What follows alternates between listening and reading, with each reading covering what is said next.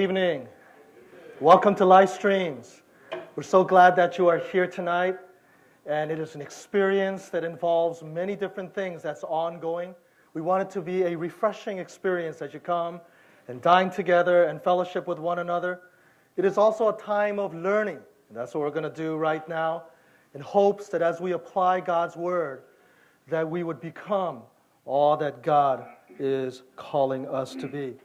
If you are here for the first time tonight, and I met a bunch of first-timers, we're so glad that you are here. Our inspiration for this program comes from Psalm 1, which visualizes a tree that is planted by the streams of water, and that tree is you, your life, and the streams represents the ongoing flow of revitalization and nourishment for that tree, for your life. And so from that, we get the term life streams. And so let's keep going.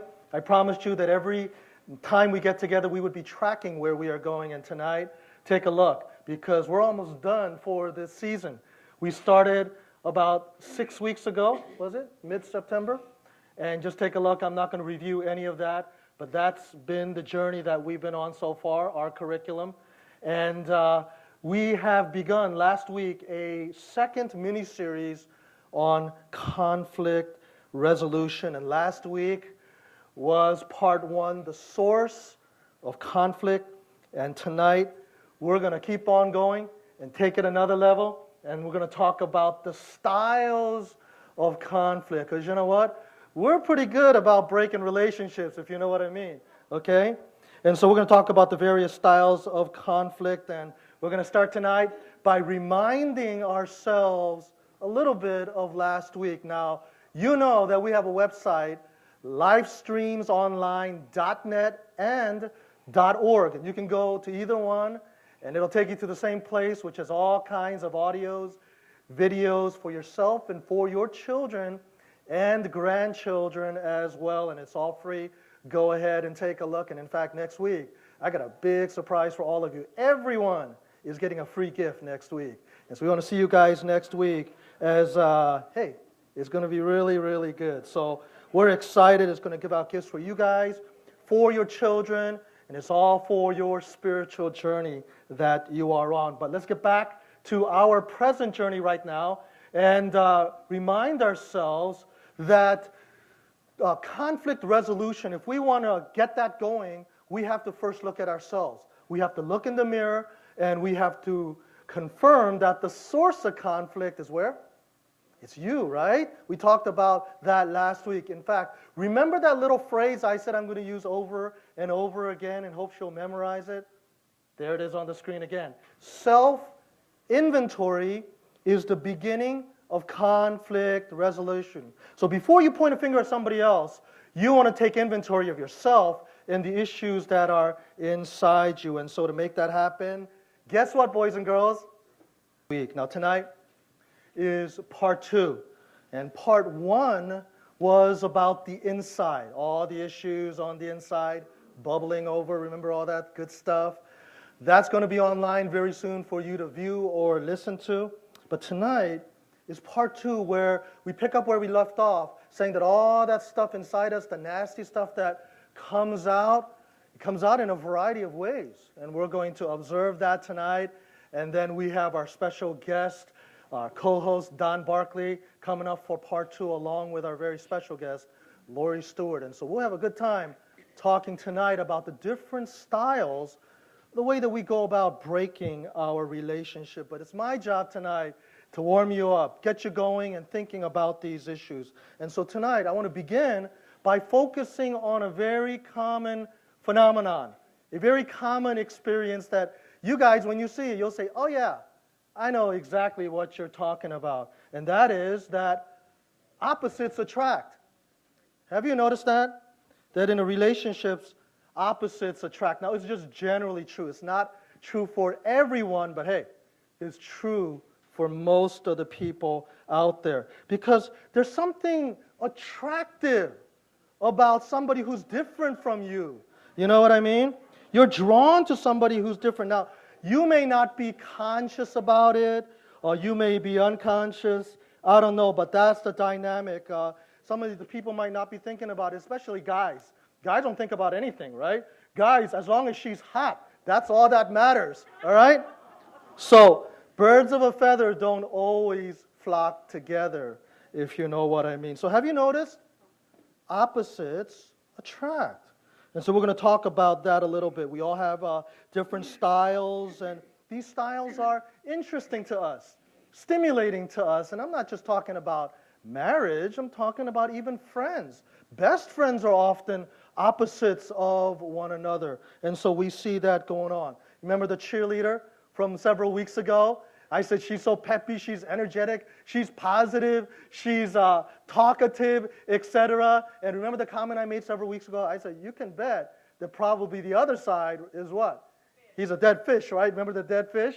And so there's that dead fish again. And when I showed that graphic about 3 weeks ago, a bunch of you guys came to my office and confessed, yeah, I'm the dead fish. And so that was a lot of fun to bring people out and confess that. And my point right now is to say that's normal. That's just kind of how it plays out, because cheerleaders generally don't want to be with other cheerleaders, because that's way too many pom-poms, if you know what I mean. That's way too much pep. You put too many cheerleaders in one room, they're going to start fighting, if you know what I mean.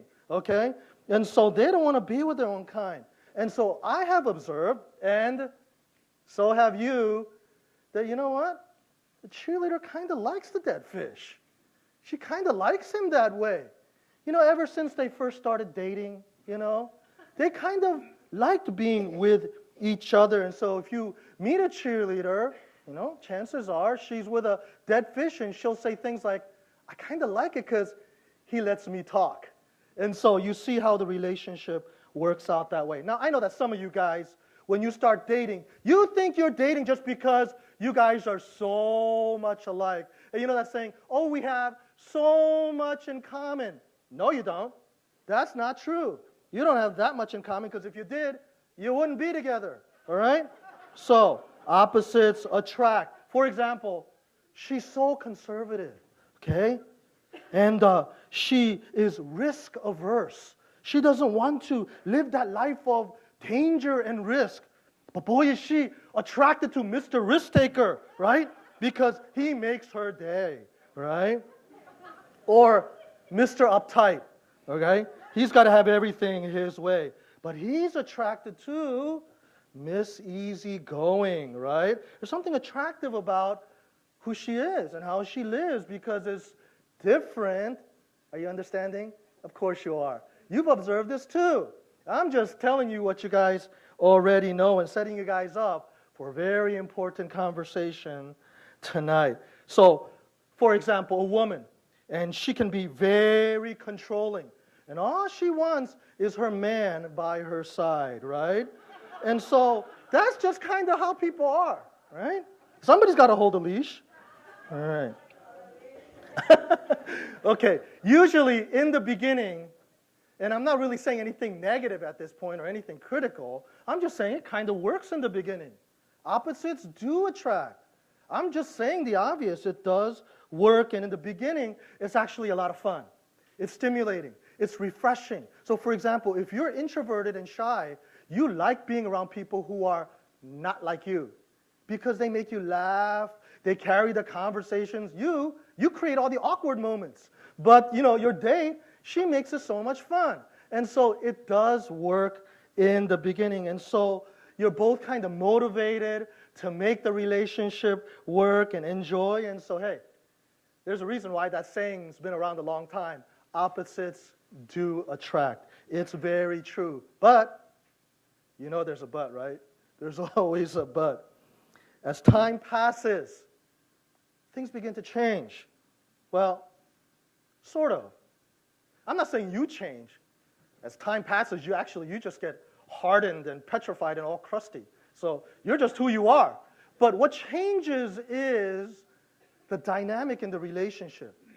Opposites do attract, but what happens is, as time passes by, and all of you who are in any kind of relationship, not just marriage, you know what I'm talking about. What happens when time passes by? You get kind of comfortable with one another. You begin to relax. And when you begin to relax, what happens? You drop your guard, okay? The real self comes out, and next thing you know, you're really relaxed, right? You're totally relaxed, and just being yourself, and being yourself involves all your natural inclinations and preferences. Now things have changed. Not you. You're still the same old crusty self that you've always been. But the relationship kind of changes a little bit, and my point is, opposites are no longer attractive. Now it's no longer interesting, but irritating. Now it's driving you crazy. And so just like this poster I found that says opposites attract, then they drive each other insane. All right? And so that's definitely true. So I'm talking about, and this is very important that you understand this, talking about the same thing that once attracted you. But now that same thing, underline that if you're taking notes tonight, the same thing is now what drives you insane. So what an interesting dynamic that the thing that you loved in the beginning is the thing that you hate now. And so that plays out in a variety of different ways, because remember, you're both different. You have different personalities. And so as you're attracted to one another in the beginning, it's working. But when it doesn't, oh, watch out. That's going to spin out in all kinds of different directions and different styles. And I know Laurie Stewart has thought a lot about these differences. We'll talk tonight. But listen, these differences spin out in such a way that things begin to change. And scholars called it, well, I kind of made up a term. It's like this: love first, hate later. All right, you know where I'm going with this? At first you like it, but now that same thing that you liked when you got together, oh, now you really don't like it at all. And so, for example, and here's some categories of love first, hate later. Gender. She's a woman, he's a man.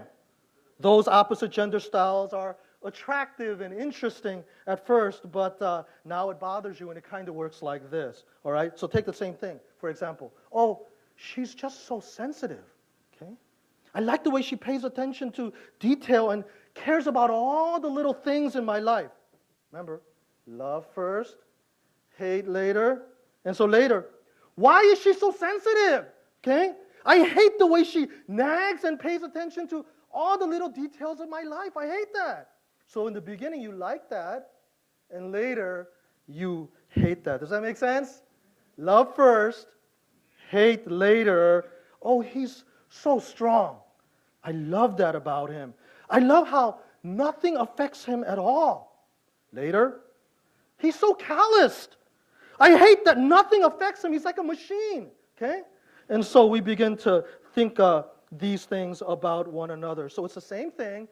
Love first, hate later. And so at first, opposites attract. Later, opposites attack. And so those are the dynamics that are going on. Make sense? These are the differences that play out. And these differences then play out in different ways and different styles in our life. And by the way, all the examples I'm giving you are actual true counseling cases that I've gone through, and I'm just not giving you any names because I'm trying to protect the guilty tonight, all right? So let's look at the next category of love first, hate later. Personality. There are definitely personality differences, such as shyness. So in the beginning, you know what? You kind of like the fact that he was shy because he never, complains. Man, he never says anything, okay? He's always just there supporting you. So I love how he's just so supportive and never says anything bad. And then later, I hate the way he never says anything and never defends me when we go to the in-laws. And so these things happen all the time when you take the same thing and then let it marinate for a while, and then next thing you know, you hate it. You hate that he's like that, even though in the beginning, and by the way, you forgot. You forgot that you liked that in the beginning, but now he's still being himself. Remember I said, you don't change. You're still the way you are. You're still the same old crusty self you've always been. The problem is, just the dynamic has changed, right? So you liked it, now you hate it. Why? Because you got a different style. You're much more confrontational. You speak your mind. You're brutally honest. And so now you project that expectation on your husband and wife, and now you see that he or she is not. And when they are not like that, that's when you start getting very upset. Keep on going, love first, hate later. Oh, I love how he's the life of the party. Makes me laugh all the time. Later, why can't he get serious? Why is he always joking around all the time? I can't talk to him about anything. He's the same guy, right? But things have changed. And so at first, opposites attract, and then opposites attack. This is a dynamic that people need to confirm tonight. So we've got different styles. Let's talk about another category. Here's a true story. It's about philosophy. Philosophy is about worldview. It's about how you think and how you believe everyone ought to live. These are oughts, okay? We should live this way. And so in the beginning, you meet someone and you find her kind of refreshing because she's so carefree, okay? She's so not structured. Oh, but later, and boy, it took me about a month to help this couple, okay? She's so carefree. I love that about her. But I hate the way she trashes the car. For him, the car was just, 15 years old, but still had the new car smell, right? It's just so clean and so neat. But she's carefree. And so you see the differences there in philosophy, right? Philosophy is what? Saying things like, we should live this way, neat, organized. And then you project that, and that's when fireworks start happening, okay? All right. Here's another true case. Took me a while, but it's about philosophy. I love how he's so relaxed. Every time I'm around him, my stress just goes down, okay? Later, why is he always so relaxed? Every time I'm around him, my stress just goes up, okay? Why can't he go out and get a job? And so all those things start coming out. And he's like, hey, this is just who I am. And she's like, no, you got to go out and get a job, okay? And he's like, smell the roses. And she's like, no, trim the roses, all right? Get out there and take care of all the things out there. Here's another true story. This one ended really badly. I couldn't help them because it became such an issue, okay? It's like this. Philosophy, love first, hate later. He loved how generous she was.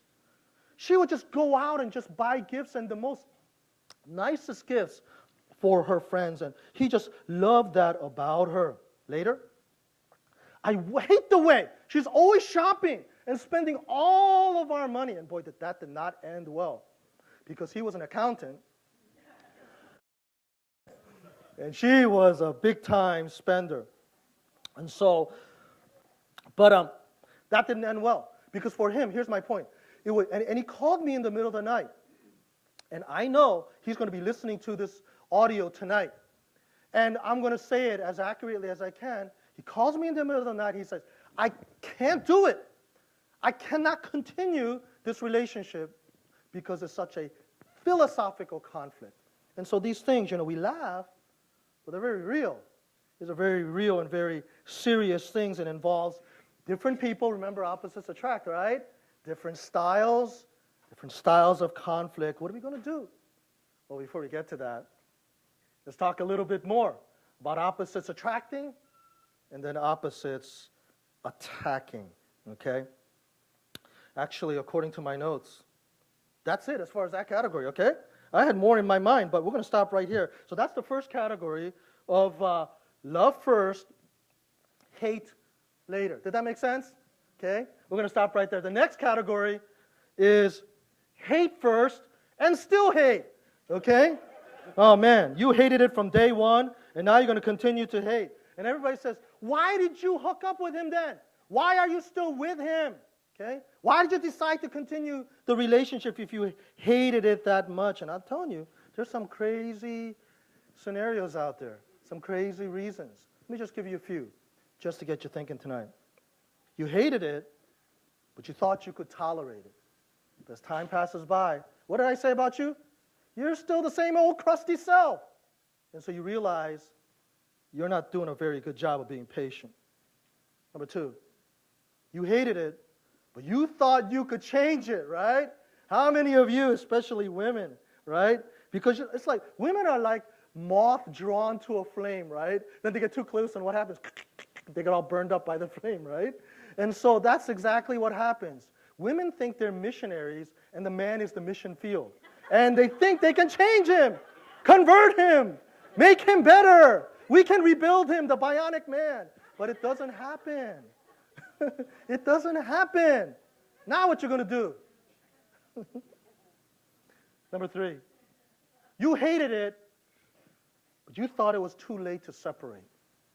You know, there are a lot of couples I counsel.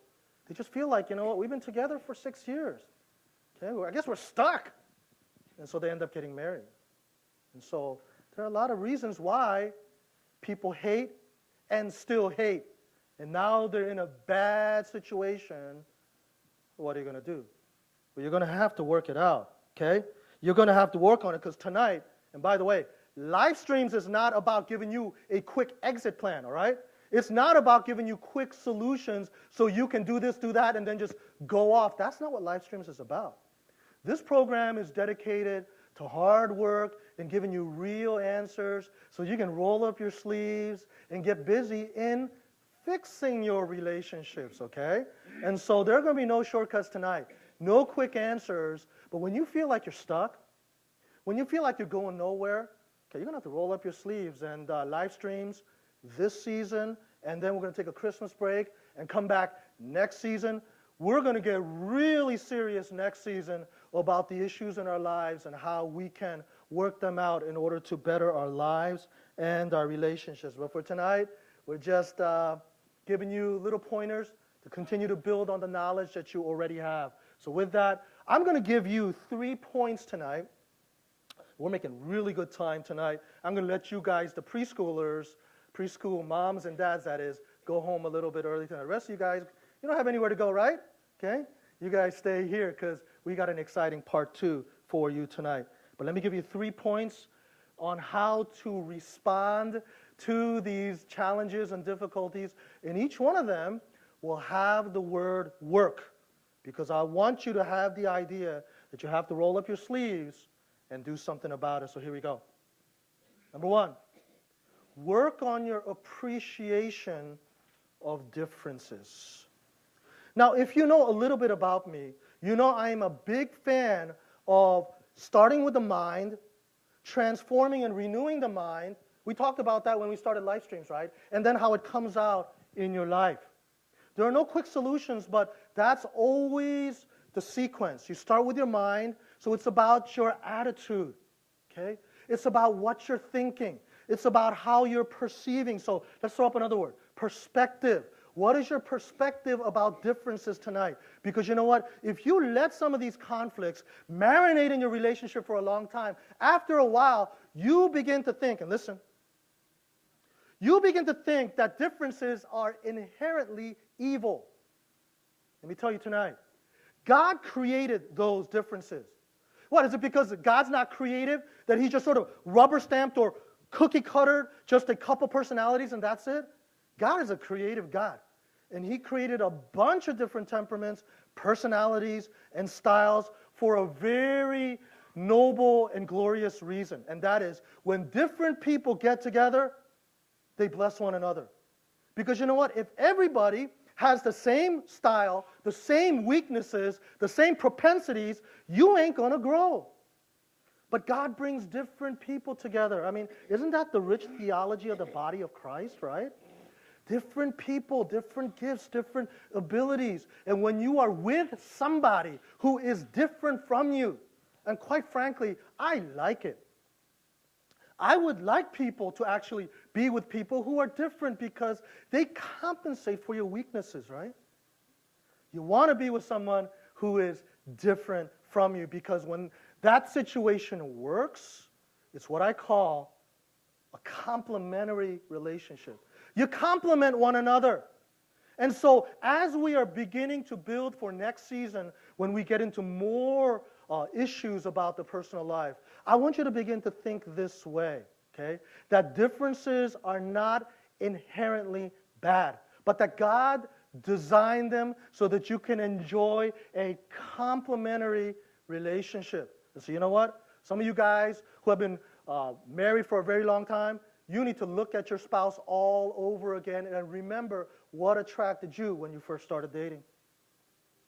Those initial qualities, remember, love first, you just forgot. You got to go back and remind yourself because some of those are good things that God has given to you through your spouse. And so it's about a complementary relationship, not on the screen, but let me throw out another term. Symbiotic relationship. Does anybody watch Animal Planet? Okay, I watch it all the time. Symbiosis, right? Two completely different animals. I mean, they're from opposite corners of the animal kingdom, right? But somehow they find each other and they have a relationship that is of mutual benefit to one another. Does that make sense? So, for example, the water buffalo and the ox pecker, okay? So there's that little bird, and she's nagging and picking all the little parasites off that big fat water buffalo, okay? That's a symbiotic relationship. I'll let you decide who the big fat water buffalo is in the relationship. How about the remora fish and the shark? I like that. So that little sucker fish right there, okay? Not just catching a ride, but eating the parasites off the shark. How cool is that? And so that is a complementary relationship. That's God's design of symbiosis. I'll let you decide who the little sucker is in the relationship, okay? So relationship, let me throw out a term that you hear a lot, is designed to be a win-win situation. When you are with somebody who is different from you, that you celebrate those differences. Why don't you take a break from criticizing? We talked about that in part 1. Take a break from blame shifting. Take a break from seeing all the faults in the other person, but recognizing that God deliberately and consciously wired your partner different from you. And because God did that, you get the benefits. That's what God has designed. A win-win situation. So let's stop getting so worked up about the differences. Yeah, I know. Differences can cause a lot of fireworks. I know that. We'll talk about that tonight. But initially, when we're beginning this process, number one is very important. And that is, you got to appreciate them. Appreciate what God is doing in that situation. Okay? So far, so good? Let's go to number 2. Number 2 is work on your love despite the differences. Now, this might not be exactly what you're thinking, but I want you to follow along carefully.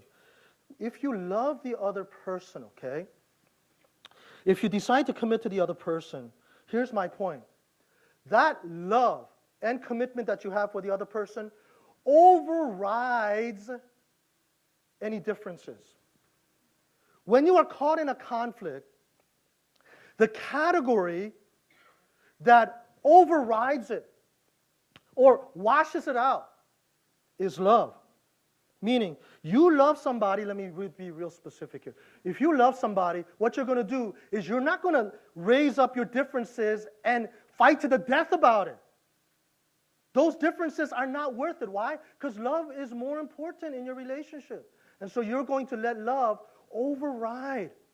You're not going to raise up all your differences and all your issues and make a big deal out of them. Now, to clarify, I'm not talking about black and white issues, okay?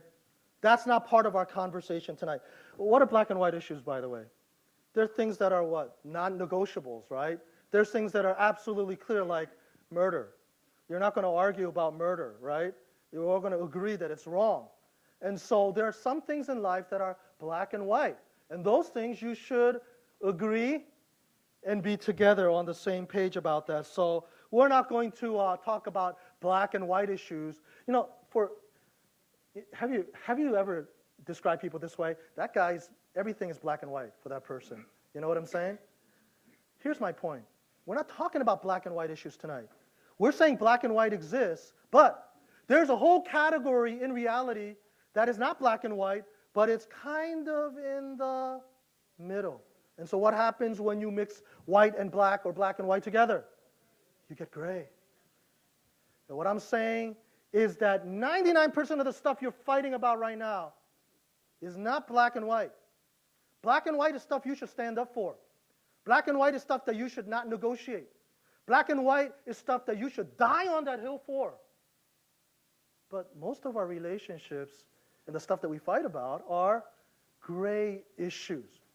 And whenever you fight about gray issues, you don't have a hill to stand on. Because when it comes to being a Christian, you're supposed to lay down those issues. Why? Because the love for that person overrides that.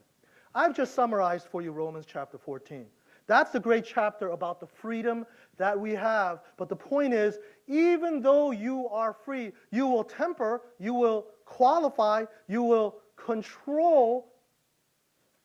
Technically, you're free to have those things. Okay? You might remember Lori Stewart last week mentioned chocolate and vanilla. I mean, there's some things that are just not, black and white. You don't fight about chocolate and vanilla. You don't fight about things that, here's a word I didn't use tonight, preferences. What right do you have as a Christian to push your preferences on someone else like that? Okay? Think about that tonight.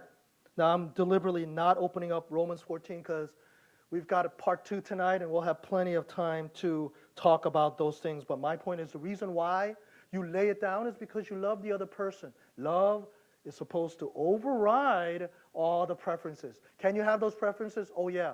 But when you are with her or when with him, okay, you lay it down and let love reign in that relationship. And so, here's another word I didn't use tonight.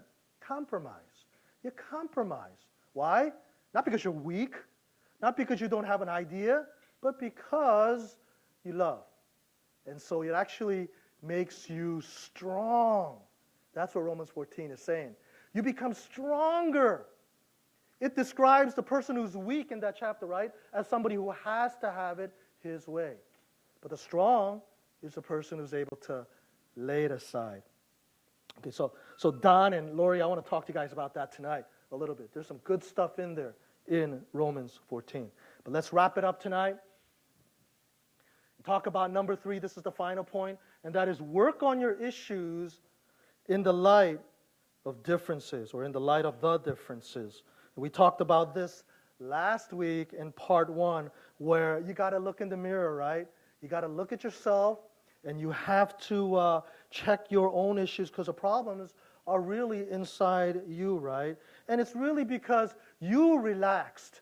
You are guilty of relaxing too much. And look, I know your home is your castle, okay? I get that. Kick off your shoes, grab something to drink, jump in front of the TV. Okay, I get all that. But you know what? You relax too much, that's when trouble occurs. We need to talk about that in part 2 as well. Guys, let me talk to you for just a second. All you guys, including me, we're all guilty of this hunter mindset, or hunting. You know what I'm talking about? When you're after somebody, you're just like so focused, right? And you got to have her. And so you're on the hunt, okay? She's a turkey pheasant, and you got to shoot her down, right? Right? Remember that? You're on the hunt. And you know that whole phrase about, well, the hunt is over. And Don Barkley, our co-host, he mentioned that concept last week, about the hunt is over. And guys, we're so guilty of that, right? You got the turkey pheasant now. And so now you're all relaxed. And when you relax too much, that's when trouble occurs. Ladies, you could be just as guilty, right? You got your man now. Now you let your hair down, so to speak. Not talking about literal, okay? Sometimes guys don't even recognize those things.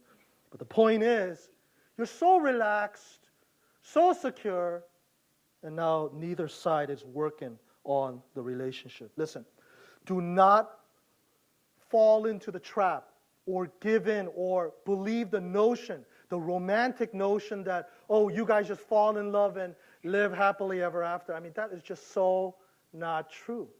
You have to work on the relationship. It's just too romantic and too unrealistic to think that, everything's going to be fine once you get together. You know these phrases we have in this country like, oh, you look so good together. No, you don't. When you think about it, we're all sinners, right? Since when do sinners look good together? You put sinners together in one room, there's going to be some fireworks, okay? So you might look good on the outside. Your hair might be combed. You might have wear some nice perfume. But no, you don't. You don't look that good. Because on the inside, there's a lot of things that you guys have to work on. And so I've given a lot of thought. I'm almost done here. On this concept of compatibility. Oh, you look so good together. Match made in heaven. Oh, you guys are made for one another. And I'm telling you tonight, that is not a Christian concept. Who looks good together?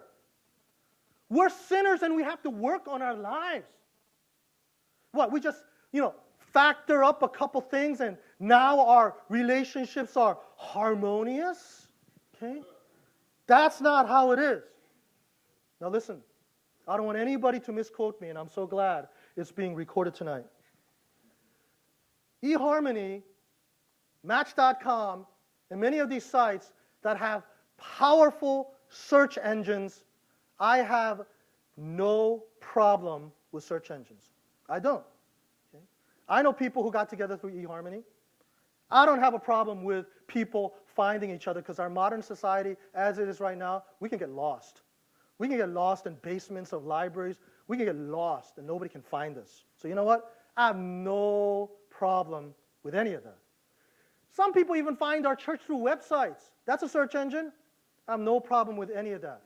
My issue is with anybody who says that if you click a bunch of categories and you find those categories compatible with somebody else, then you're just automatically, I'm going to guarantee you're going to have a great relationship. And I'm telling you, that is not a Christian concept.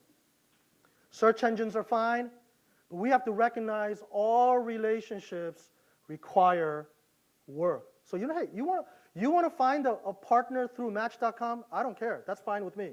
But once you find that person, you better roll up your sleeves and get to work on that relationship. That's my point tonight. And so, you know what? It's okay that we don't look good together. Oh, you guys are made for one another. No, you're not.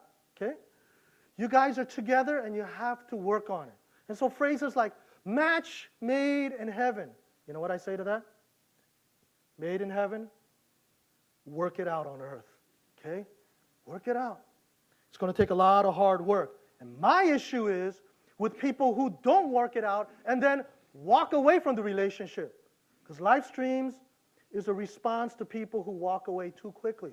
Don't walk away. Because you know what? If you're having problems in your relationship, that's normal. Don't walk away. Work on it and make it work to God's glory. Well, that's it for tonight. Right on schedule. We are done and almost ready for part 2. And so let's track our progress. That's where we are. And tonight we installed part 2, the styles of a conflict. And next week will be the final installment on this mini-series. And also, like us on our Facebook account. And you can stay up to speed with all the new stuff, late-breaking news and so forth. And of course, our website, livestreamsonline.net or .org.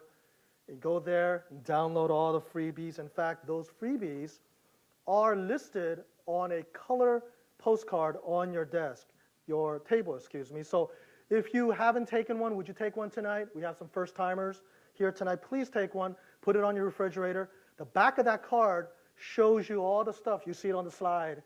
All the things that you can download for yourself, for your kids, grandkids. Next week, not only you, but even your grandkids will be getting free gifts. And so we're going to be handing out some good stuff that you can take home and use right away.